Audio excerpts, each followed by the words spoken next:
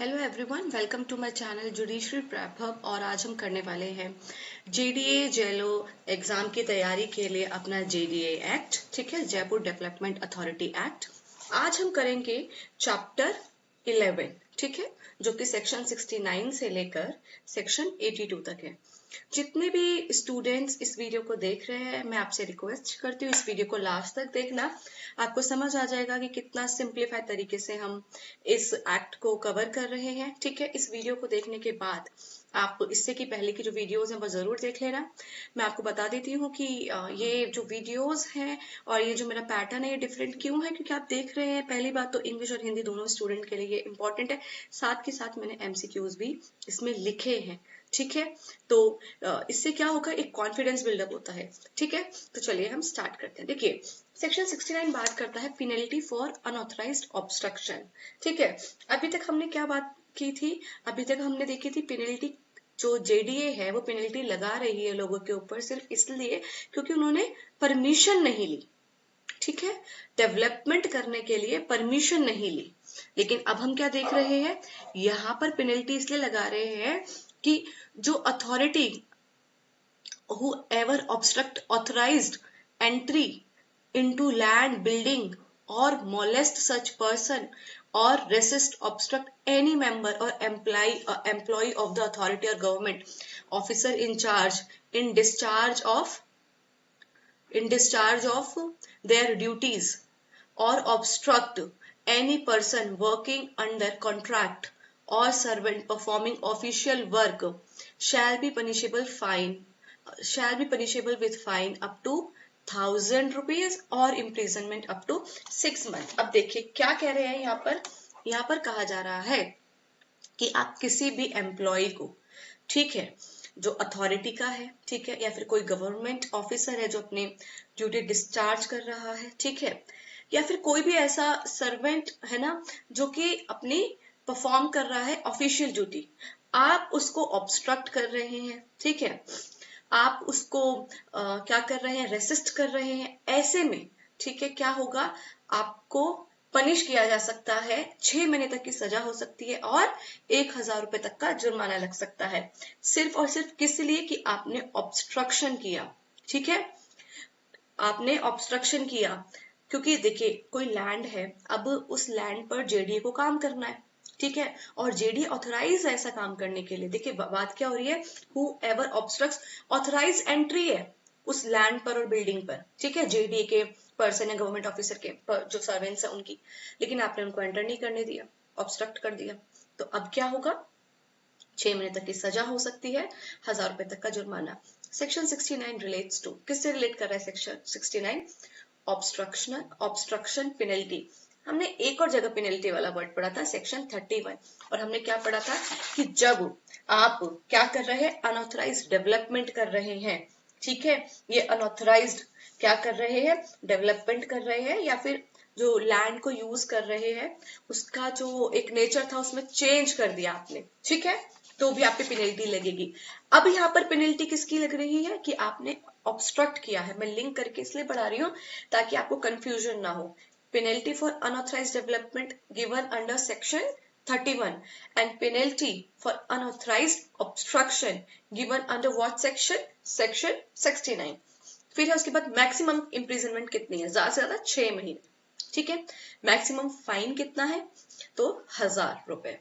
फिर है section 70, penalty for removing fence etc set up for the purpose of carrying out any work। अब क्या हो रहा है, अब किसी भी कार्य के निष्पादन के प्रयोजन के लिए जो खड़ी की गई बाड़ इत्यादि को हटाने के लिए शास्ति, ठीक है, पेनल्टी को हिंदी में शास्ति कहते हैं।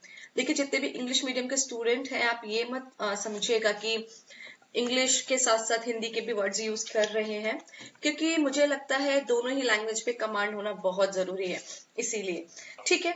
तो अब देखिए, अगर आप एक चीज नोटिस करेंगे सेक्शन 69 में, तो मैंने इसको क्या किया, इसका जिस्ट लिखा है, क्योंकि अगर आप देखेंगे तो इसके अंदर 4 पॉइंट्स है, लेकिन वो इसी चीज से रिलेटेड है, ऑब्स्ट्रक्ट कर रहे हैं, मॉलेस्ट कर रहे हैं, रेसिस्ट कर रहे हैं, ठीक है, और और ऑब्स्ट्रक्ट कर रहे हैं, मॉलेस्ट कर रहे हैं किसी एम्प्लॉय को, तो मैंने उसको एक साथ लिख दिया है, ठीक है।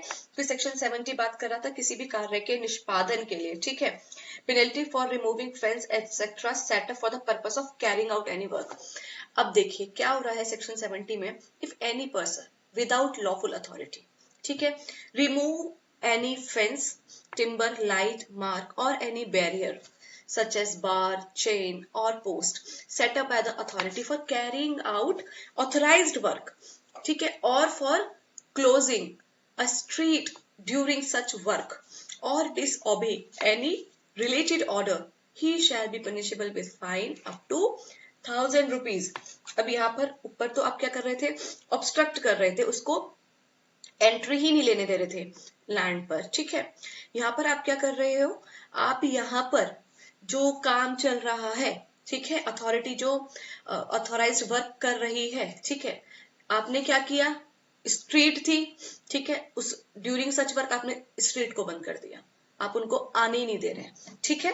सेक्शन 70 आप ये मार्क करते रहना वर्ड, जैसे ये स्ट्रीट वाला जैसे वर्ड है, ठीक है, और जैसे ये चेन वगैरह है तो ये सब सी में लिखा है, और ये फेंस वगैरह रिमूव कर रहे हैं ये सब ए में लिखा है, ठीक है। आप ये सब मार्क करते रहना। तो इसका क्वेश्चन क्या बनेगा, सेक्शन 70 किससे डील करता है, ऑब्स्ट्रक्शन से नहीं, ऑब्स्ट्रक्शन से हमारा क्या रिलेट कर रहा था, सेक्शन 69। सेक्शन 70 हमारा रिलेट करता है जब आप रिमूव कर रहे हैं, फेंस को रिमूव कर रहे हैं, किसी टिम्बर को रिमूव कर रहे हैं, ठीक है, और आप क्या कर रहे हैं कि आपने स्ट्रीट को क्लोज कर दिया है, ठीक है, और ठीक है, तो ये रिलेटेड है हमारा सेक्शन 70 से। देखो ये जो सेक्शंस है ना, ये इतने ज्यादा इसमें हमें माइंड अप्लाई करने की जरूरत नहीं है, क्योंकि ये वैसे ही बहुत ज्यादा स्ट्रेट लिखा है, इसमें एज सच कुछ भी कॉम्प्लेक्स नहीं है, ठीक है, कॉम्प्लिकेशन नहीं है। इससे पहले के जो चैप्टर्स थे ना वो बहुत ज्यादा इंपॉर्टेंट थे, इसलिए मैंने उसमें बहुत ज्यादा टाइम लगा के आपको पढ़ाया है, और मैंने एक भी सेक्शन मिस नहीं किया है। क्यों, क्योंकि पहले हम जो ये बेयर एक्ट है इसको पूरा पढ़ेंगे, फिर इसके बाद जब हम रैपिड रिवीजन करेंगे तब मैं इंपॉर्टेंट सेक्शंस बताऊंगी, और इसके जो की पॉइंट्स है हम उसको डील करेंगे, ठीक है। अभी आप ये मत सोचना कि हमारा टाइम वेस्ट हो रहा है, एक एक चीज पढ़ा रहे हैं। देखिए अगर हम सिर्फ इंपॉर्टेंट चीजें पढ़ेंगे वो तो हर कोई पढ़ के जा रहा है, तो सिलेक्शन ऐसे नहीं होगा। सिलेक्शन किसका होगा, जिसको वो क्वेश्चन आता है जो सबको नहीं आता है, आपको एज चाहिए, और एज आपको ऐसे ही मिलेगी, ठीक है। इसीलिए मैं एक एक एस्पेक्ट को डील कर रही हूँ, कुछ भी ऐसा एरिया नहीं है जिसको मैं अभी फिलहाल छोड़ रही हूँ, ठीक है। फर्स्ट टाइम में हमें सब चीजें पढ़नी है। उसके बाद मैक्सिमम फाइन कितना है सेक्शन 70 के अंदर, 1000 रुपीज, और सेक्शन 69 के अंदर कितना था, 1000 रुपीज। अच्छा, which act is punishable under this section, कौन सा एक्ट, अगर आप जो फेंस है उसको रिमूव कर रहे हैं, ठीक है, या फिर आप क्या रिमूव कर रहे हैं, आप रिमूव कर रहे हैं कोई मार्क्स, कोई बैरियर्स, तो ऑल ऑफ द अबव। उसके बाद है पनिशमेंट, इसके अंदर पनिशमेंट क्या दी गई है, तो इसके अंदर पनिशमेंट सिर्फ फाइन की है, इम्प्रिजनमेंट नहीं है, ठीक है।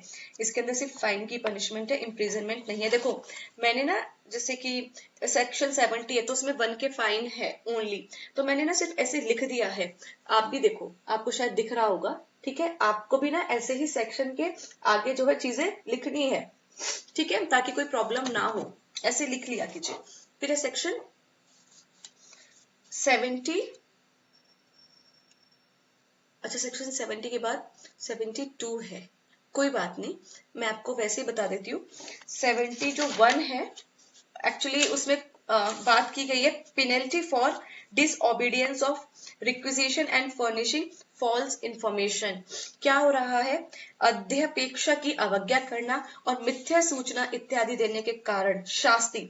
अब 71 में जो आप पेनल्टी दे रहे हैं वो इसलिए दे रहे हैं क्योंकि आपने फॉल्स इंफॉर्मेशन फर्निश कर दी है, ठीक है, या फिर आपने डिसओबीडियंस किया है, ठीक है, किसी कोई चीज कोई रिक्विजिशन था, कोई अध्यपेक्षा था, उसका क्या कर दिया आपने, अवज्ञा कर दी, ठीक है, डिसओबीडियंस कर दिया, तो पेनल्टी है। तो 71 के जो अंदर पेनल्टी है वो अप टू 3 के है और अप टू 3 मंथ्स है, अप टू 3 के है और अप टू 3 मंथ्स है, जब आप ठीक है फॉल्स इंफॉर्मेशन दे रहे हैं, ठीक है, इस तरीके से काम कर रहे हैं। फिर हमारा section 72, very important question, very important, ध्यान से सुनना। देखिए, एनक्रोचमेंट और ऑब्स्ट्रक्शन ऑन पब्लिक लैंड, ठीक है। अब कोई पब्लिक लैंड है, आप उस पर ऑब्स्ट्रक्शन कर रहे हैं।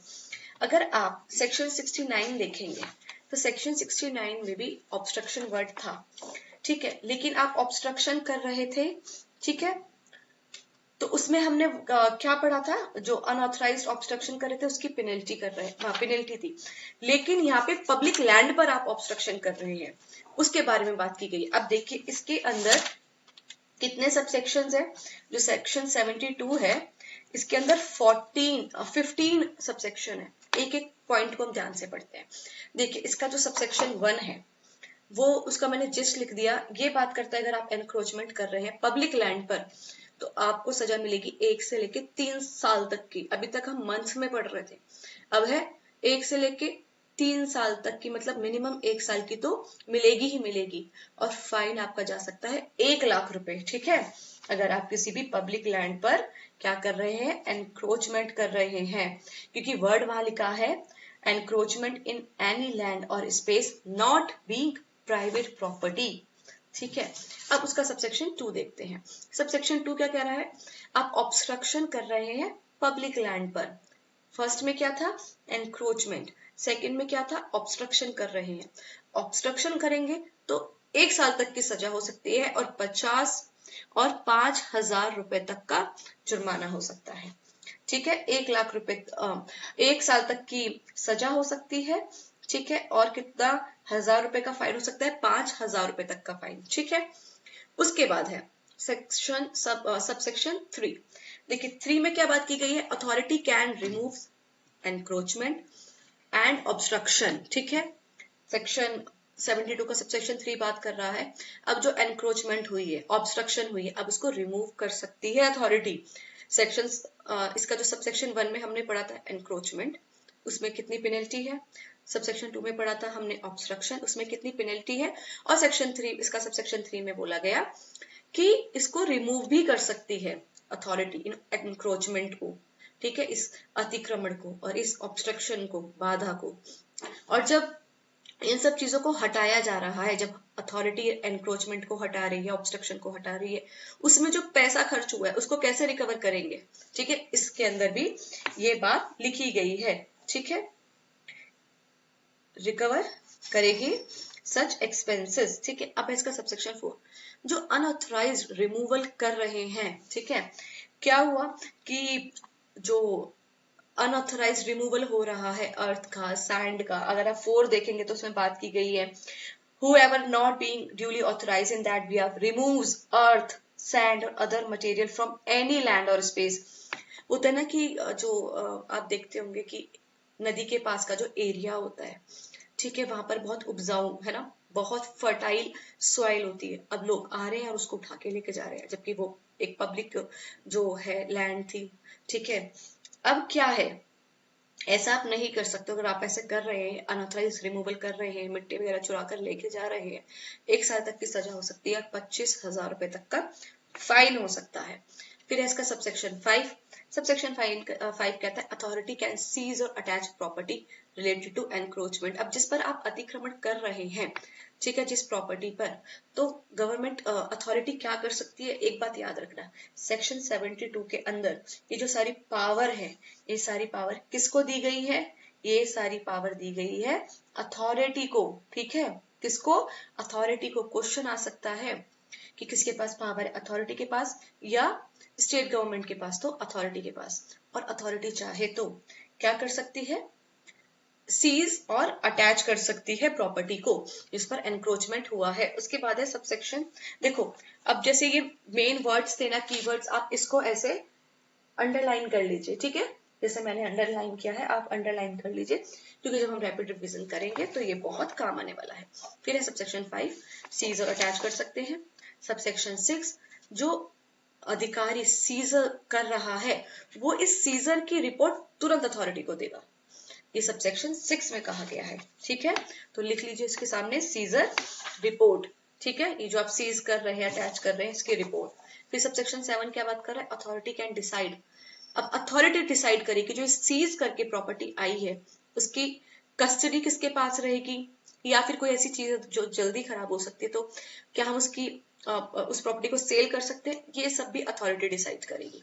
फिर है इसका subsection 8, sale proceeds return if no confiscation after deducting expenses.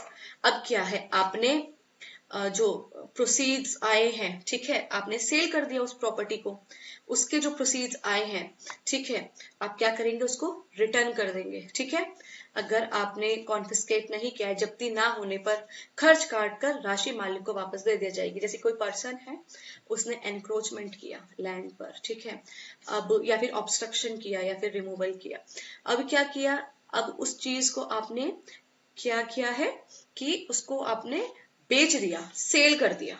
ठीक है, अब सेल करने के बाद जो पैसा आया, तो अथॉरिटी ने अपने पास जो उसके खर्चा जितना खर्च हुआ था वो तो रख लिया, बाकी बचा हुआ पैसा उसको वापस कर दिया। अथॉरिटी में order confiscation of property. Authority क्या, सबसेक्शन जो 9 है, ठीक है, उसके अंदर क्या बात की गई है कि अथॉरिटी चाहे तो क्या कर सकती है, जिस प्रॉपर्टी को सीज और अटैच किया गया है, उस प्रॉपर्टी को ऑर्डर दे दी कि अब इसका क्या कर लो, कॉन्फिस्केशन कर लो। क्योंकि अगर हम कॉन्फिस्केशन नहीं कर रहे हैं तो हम क्या कर रहे हैं, सिर्फ बाकी पैसा बचा हुआ वापस दे रहे हैं। लेकिन अगर हमने ऑर्डर, ऐसा भी हो सकता है कि हमने प्रॉपर्टी को सीज किया, अटैच किया और कॉन्फिस्केट कर दिया। फिर है सबसेक्शन 10 इसका, no confiscation without notice reply hearing.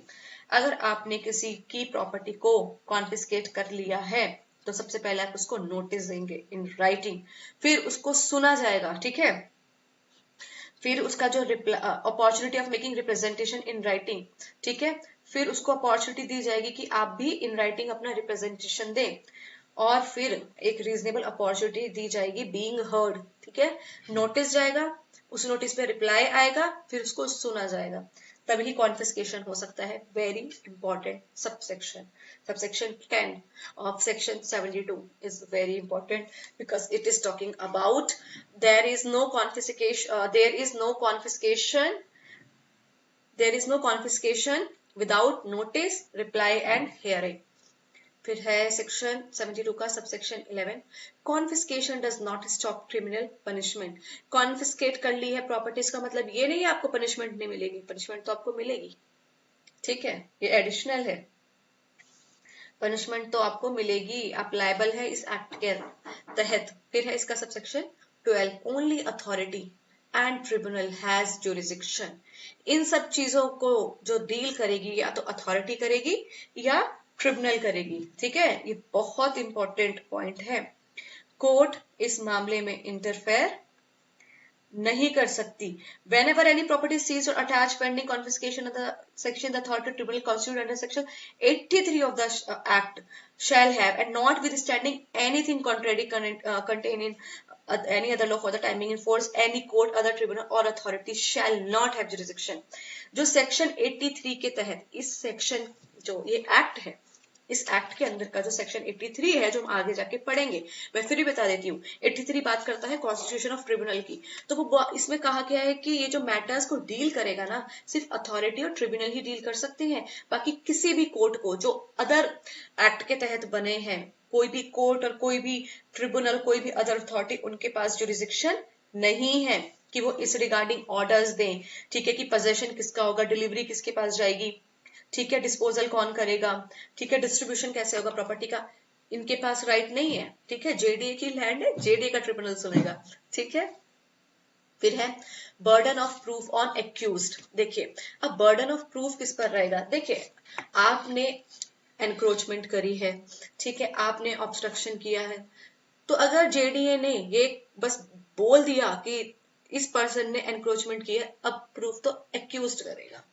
ठीक है, on whom burden of proof lies, burden of proof lies on accused। ठीक है, burden of proof का मतलब अब आप अपना केस जो है उसको सिद्ध कीजिए, डिसाइड कराइए। ठीक है, अपने पक्ष में एविडेंस लाइए। नेग्लिजेंट, अब इसका सबसेक्शन 14 बात करता है negligent authority employ, imprisonment up to 1 year और फाइन 5,000 रुपए और बोथ प्रायर सैंक्शन। देखिए, इसमें बात की गई है कोई भी एम्प्लॉय है जो अथॉरिटी का, जिसको एंट्रस्ट किया गया था कि आपकी ड्यूटी है, आप स्टॉप करो, प्रिवेंट करो इस एनक्रोचमेंट को, ठीक है, और ऑब्स्ट्रक्शन को, और उसने क्या किया, एम्प्लॉय ने जान के ही नेग्लिजेंट हो गया।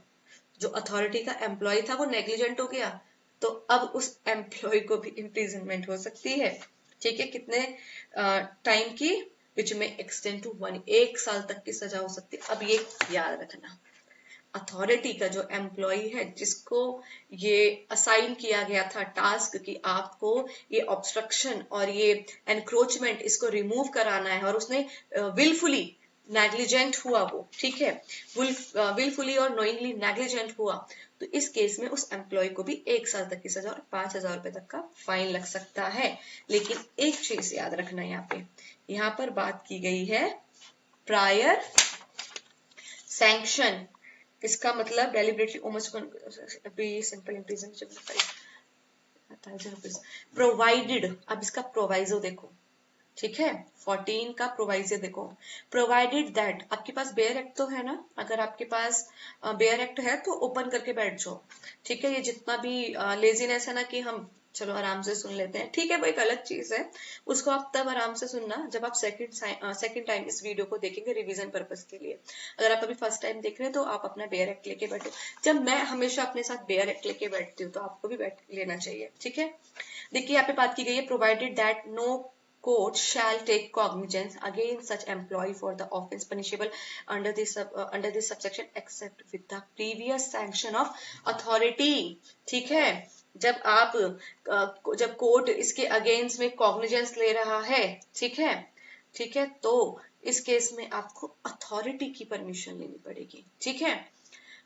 किसकी परमिशन लेनी पड़ेगी, अथॉरिटी की परमिशन लेनी पड़ेगी, क्योंकि अथॉरिटी का जो एम्प्लॉय है वो अथॉरिटी का है। फिर है सेक्शन 72 का subsection 15, investigation only by DSP और above officer. Mark it very important, हाँ, 5 स्टार क्वेश्चन यहां से बनेगा कि जो आप सेक्शन 72 के अंदर क्या कर रहे हैं, सेक्शन 72 के अंदर आप एनक्रोचमेंट और ऑब्स्ट्रक्शन जो पब्लिक लैंड पर हो रहा है उस पर पेनल्टी दे रहे हैं, उसको रिमूव करा रहे हैं, ये सब काम करा रहे हैं। तो इस समय जब आप इन्वेस्टिगेशन करेंगे, ठीक है, तो जो no investigation of an offence under this section shall be made by an officer below the rank of DSP, ठीक है, डीएसपी की रैंक से नीचे का ऑफिसर नहीं होना चाहिए। इस सेक्शन के अंदर अगर कोई इन्वेस्टिगेशन चलेगी, ठीक है, इस सेक्शन के अंदर अगर कोई भी no investigation of an offence shall be made by officer, तो वो डीएसपी की रैंक से नीचे का ऑफिसर नहीं होगा। Very important. Section 73 general provisions for punishment of offence. अब देखिए जहां पर पहले हम ये वाली लाइन पढ़ेंगे, देखिए ये देख रहे हैं आप, applies when no specific penalty is provided.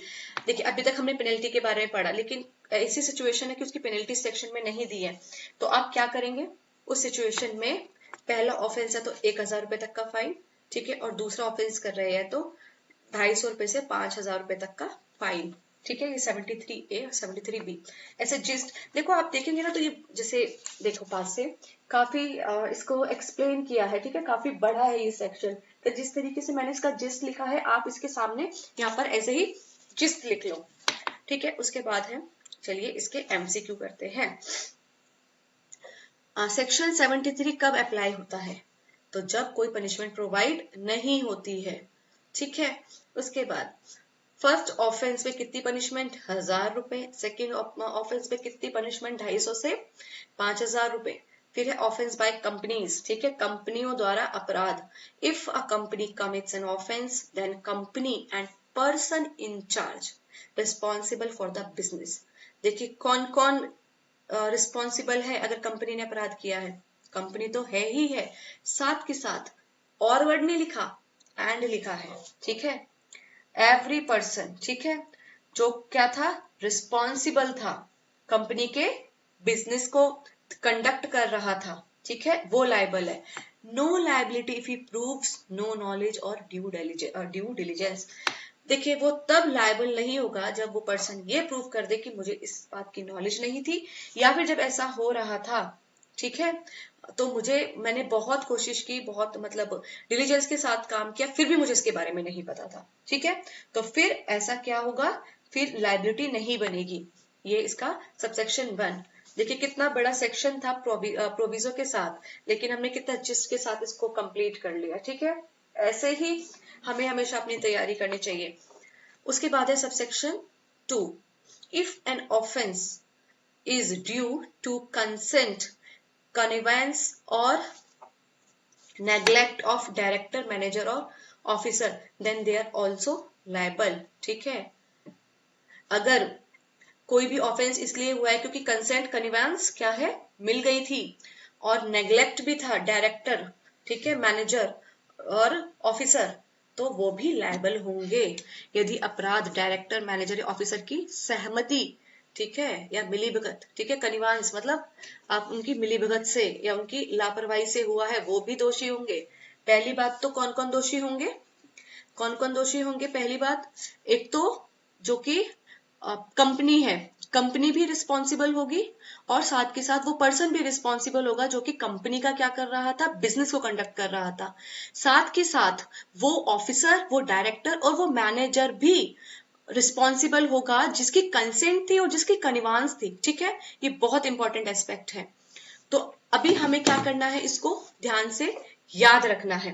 इसका फिर है सबसेक्शन, इसका जो सबसेक्शन 2 का, इसमें एक्सप्लेनेशन दी हुई है, 2 एक्सप्लेनेशन। एक तो कंपनी, कंपनी का मतलब क्या, बॉडी, कॉर्पोरेट, फर्म और एसोसिएशन, ये 3 चीजें हैं कंपनी, ठीक है। दूसरा है डायरेक्टर, तो डायरेक्टर मतलब director in relation to firm. अगर हम फर्म की बात करें तो उसमें डायरेक्टर का मतलब क्या है, पार्टनर इन फर्म, क्योंकि देखिए जो फर्म है, ठीक है, उसमें डायरेक्टर कौन होगा, तो जो पार्टनर है, हम फर्म में डायरेक्टर का अर्थ पार्टनर होता है, ठीक है। अब इसका की पॉइंट क्या है कि कंपनी एंड पर्सन इंचार्ज दोनों ही लायबल होते हैं, और कंसेंट और कनिवांस है तो फिर कौन है, ऑफिसर भी है, डायरेक्टर भी है, मैनेजर भी है, फिर वो भी लोग लायबल हो जाएंगे।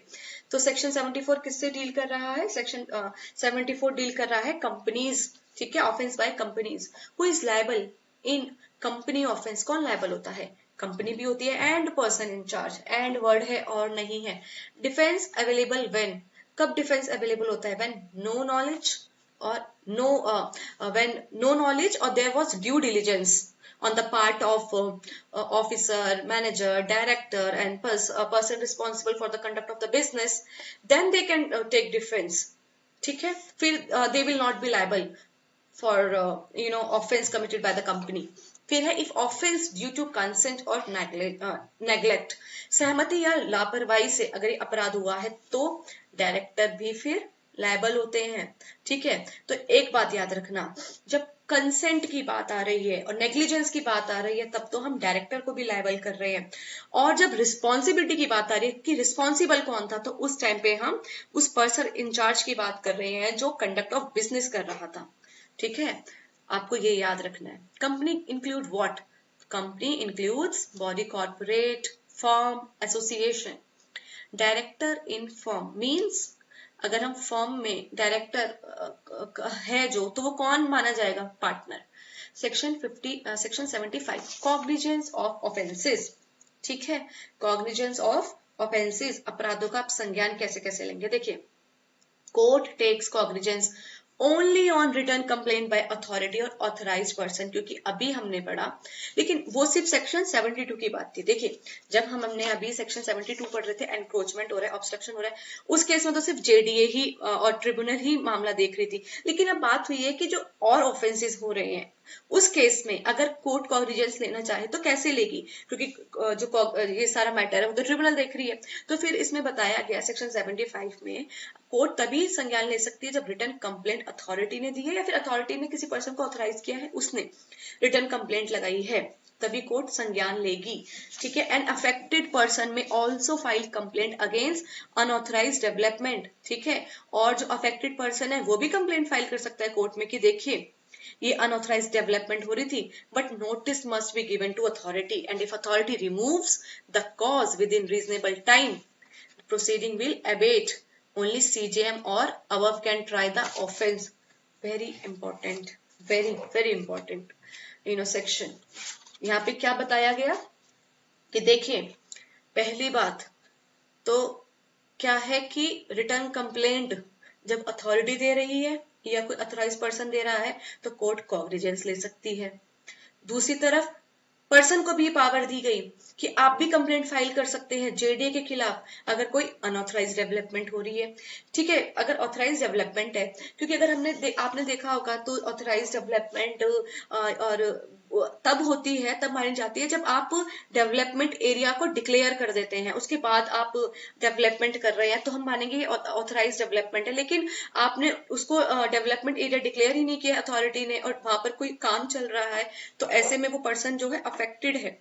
ठीक है, जैसे कि कोई लैंड है, ठीक है, और वो लैंड खाली है, वो किसी गली में है जगह, ठीक है, और वो उस एरिया को अभी तक डेवलपमेंट एरिया घोषित नहीं किया है जेडीए ने अपने प्लान के तहत, क्योंकि एमडीपी बनता है, मास्टर डेवलपमेंट प्लान बनता है, जोनल डेवलपमेंट प्लान बनता है। ठीक है, और ये जो जेडीए होती है उसका ये काम होता है कि आपको एक प्लान बनाना है, उसको सैंक्शन कराना है, उसको अप्रूव कराना है, फिर जो उसमें उस प्लान के अंदर आपको डेवलपमेंट एरिया डिक्लेयर करना, इस तरीके से। लेकिन नहीं किया तो अनऑथराइज डेवलपमेंट होगी, तो फिर वो पर्सन भी जा सकता है, लेकिन क्या मैंडेटरी है कि उस पर्सन को नोटिस देना पड़ेगा अथॉरिटी को, और अगर अथॉरिटी ने रिमूव कर दिया, ठीक है, वो cause within reasonable time, ठीक है, अगर आप देखेंगे इसका प्रोवाइजो तो ये लिखता है the authority shall also be given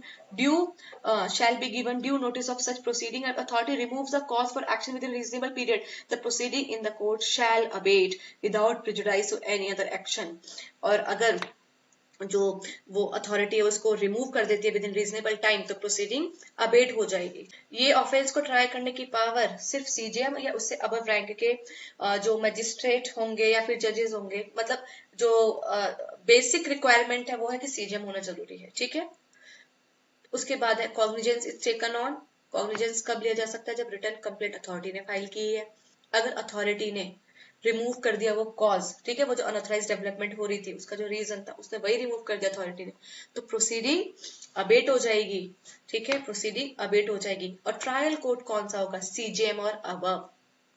फिर हमारा 76 fine to be paid to authority. All fines realised under this act shall be paid to the authority. Very important question. जितने भी फाइन लग रहे हैं ना वो सब अथॉरिटी को जाएंगे। यहाँ तक कि जब आप कोर्ट के पास गए हैं ना सुनवाई के लिए, उसमें जो भी फाइन लगा रही है कोर्ट भी, तो भी वो किसके पास जाएगी? वो जाएगी अथॉरिटी के पास। ठीक है, तो fine goes to authority. Section 77 power of authority as to legal matters.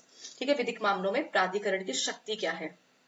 Authority can institute, defend or withdraw legal proceeding, compound offence and settle claims. Withdrawal from prosecution requires court permission. ठीक है, अगर authority अब है कि authority की क्या power है legal matters के जो है कॉन्टेक्स्ट में, तो अथॉरिटी मुकदमा भी दायर कर सकती है। अगर उसके खिलाफ मुकदमा फाइल हुआ है तो उसका बचाव कर सकती है। ठीक है, और या फिर मुकदमे को वापस भी ले सकती है, तो अपराधों का समझौता कर सकती है। ठीक है, जो दावे हैं उनको निपटा सकती है। अभियोजन वापस के लिए न्याय की अनुमति आवश्यक है। ठीक है, तो ये सब कर सकते हैं। एक बात याद रखना, जब प्रोसिक्यूशन से विड्रॉल कर रही है अथॉरिटी, ठीक है, क्या कर रही है, जो सूट फाइल इंस्टीट्यूट किया, जो केस इंस्टीट्यूट किया था, अगर उससे विड्रॉ कर रही है तो फिर अब कोर्ट की परमिशन लेनी जरूरी है। क्यों? क्योंकि जब आपने कोर्ट में केस फाइल किया तो कोर्ट का भी तो फिर टाइम आपने वेस्ट किया ना। अब आप कह रहे हैं हम विड्रॉल कर रहे हैं, तो आप बेशक जेडीए है पर आपको कोर्ट की परमिशन लेनी पड़ेगी। फिर ऐसा भी होता है ना कि कोर्ट के नोटिस में आ जाता है। ठीक है, तो withdrawal needs court permission. Authority can compound offence. Yes, authority चाहे तो ये ऑफेंस को क्या कर सकती है? कंपाउंड। ये सेक्शन 77 जो है इसके सी पार्ट में लिखा है। ठीक है, जो सेक्शन 77 है इसके सी पार्ट में लिखा है कि जो अथॉरिटी है वो एडमिट, कंपाउंड और ये विड्रॉ सब चीजें कर सकती है। उसके बाद 78 इम्यूनिटी टू अथॉरिटी। ठीक है, अब जो प्राधिकरण है उसके जो है उसके पास उसकी उन्मुक्ति के बारे में बात किया है, ठीक है।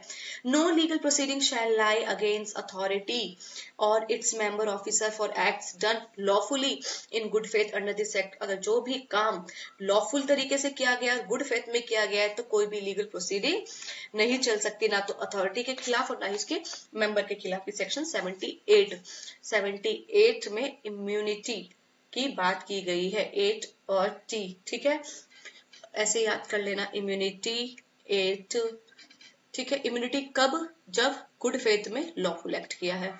और किस पर अप्लाई होती है? तो अथॉरिटी और उसके मेंबर पर।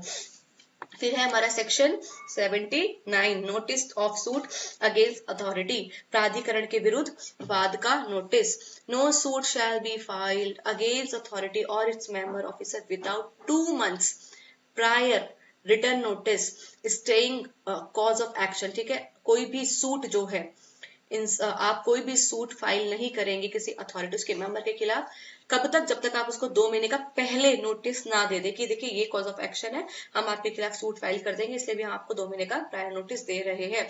आप बता दीजिए उस नोटिस में कि हमें ये रिलीफ चाहिए, हमें ये कंपनसेशन चाहिए, और जो ये नोटिस दे रहा है वो तो प्लेंटिफ ही हुआ, तो उस अपने बारे में डिटेल्स दे दे, ठीक है। और suit must be file with in 1 year from cause of action.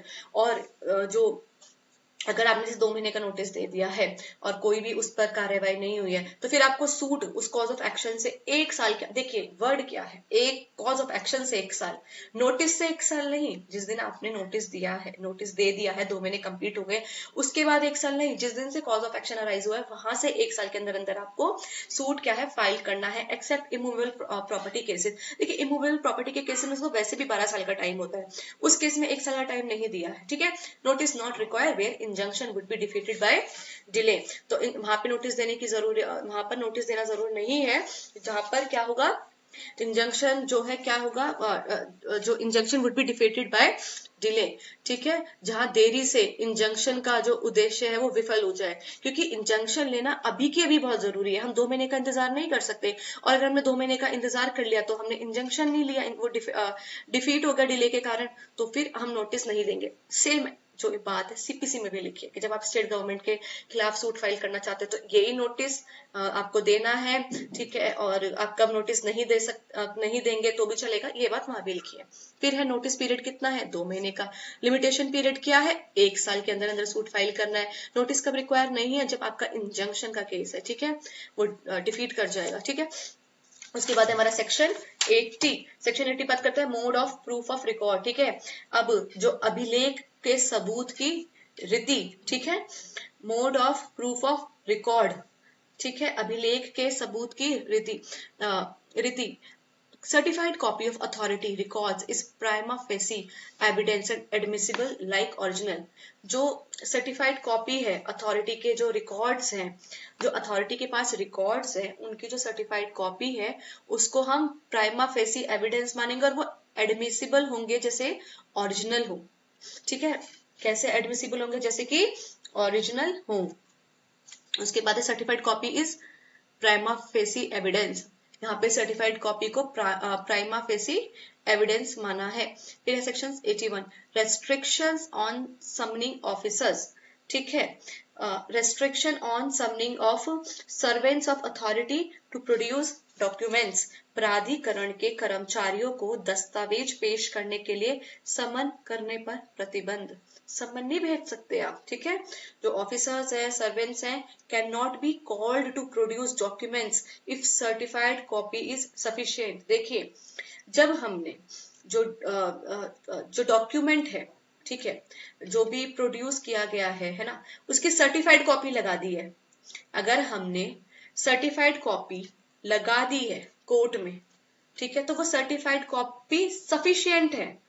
आप जेडीए के मेंबर को ये नहीं करेंगे कि अब इस डॉक्यूमेंट को प्रोड्यूस करो, सम्मन नहीं भेज सकते। कोर्ट जेडीए के मेंबर को ये सम्मन नहीं भेज सकते कि आप इस डॉक्यूमेंट को प्रोड्यूस करो, ठीक है। डॉक्यूमेंट की सर्टिफाइड कॉपी ही सफिशिएंट है, unless court orders for special reason. अगर कोई स्पेशल रीजन दिया गया है तब तो बात और है, ठीक है। ऑफिसर समन व्हेन, ऑफिसर को कब समन किया जा सकता है, जब कोई इस कोर्ट ने स्पेशल रीजन दिया है तब, ठीक है। Section 82, power of police officer. अब पुलिस जो अधिकारी है उनकी शक्तियां। पुलिस ऑफिसर एसआई और अबव, हमने अभी इससे पहले जब एक सेक्शन पढ़ा था कि इन्वेस्टिगेशन कौन कर सकते हैं अगर इस केस में ऑफेंस कोई बन रहा है, तो डीएसपी और उससे रैंक के ज्यादा।